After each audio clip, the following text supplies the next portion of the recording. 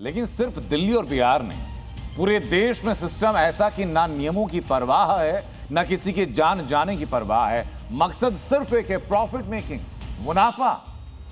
नियमों को ताक पर रखकर भले ही होटल खोल लिए जाएं, किसी की जान चली जाए, किसी को कोई मतलब नहीं। दिल्ली के जैसे होटल्स को नियमों की अनदेखी करके बनाया गया, और ऐसे संभवतः असंख्य होटल हैं दिल्ली के अलग अलग कोनों में। उन पर बुलडोजर एक्शन कब होगा, उन पर जांच कब पूरी होगी, उन अधिकारियों पर एक्शन कब होगा, यह आने वाले वक्त में तय होगा। लेकिन उत्तर प्रदेश में ऐसी कई अवैध इमारतें हैं जहां ऐसा बुलडोजर एक्शन लगातार हो रहा है। उसमें मदरसे शामिल हैं, उसमें मस्जिदें शामिल हैं और दूसरी धार्मिक इमारतें शामिल हैं। वाराणसी से गाजियाबाद और गाजियाबाद से बागपत तक अवैध मदरसा हो, अवैध मस्जिद हो, बुलडोज किया जा रहा है।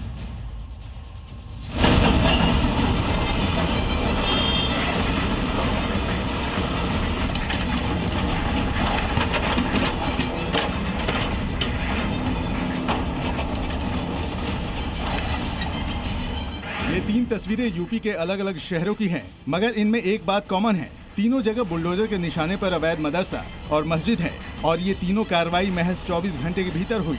यानी 24 घंटे के अंदर बाबा के महाबली ने 3 अवैध मस्जिद और मदरसे जमींदोज कर दिए। सबसे बड़ी बुलडोजर कार्रवाई कल वाराणसी में हुई, जहां रातों रात एक 200 साल पुरानी मस्जिद को जमींदोज कर दिया गया। राजघाट इलाके में अजगैब शहीद मस्जिद पर प्रशासन का बुलडोजर ऐसा चला कि महज 22 मिनट के अंदर लंबी चौड़ी मस्जिद मलबे में तब्दील हो गई। वाराणसी से चला बुलडोजर गाजियाबाद पहुंचा तो डासना के अवैध मदरसे को मिट्टी में मिला दिया।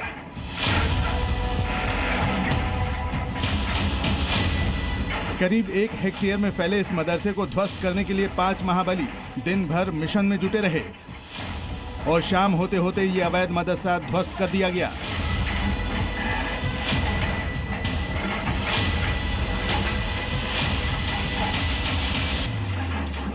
गाजियाबाद में जिस वक्त अवैध मदरसे को गिराने का काम चल रहा था, उस वक्त बागपत में भी एक अवैध इमारत बुलडोजर के रडार पर थी। यहाँ अवैध मस्जिद और मदरसे का निर्माण कराया जा रहा था।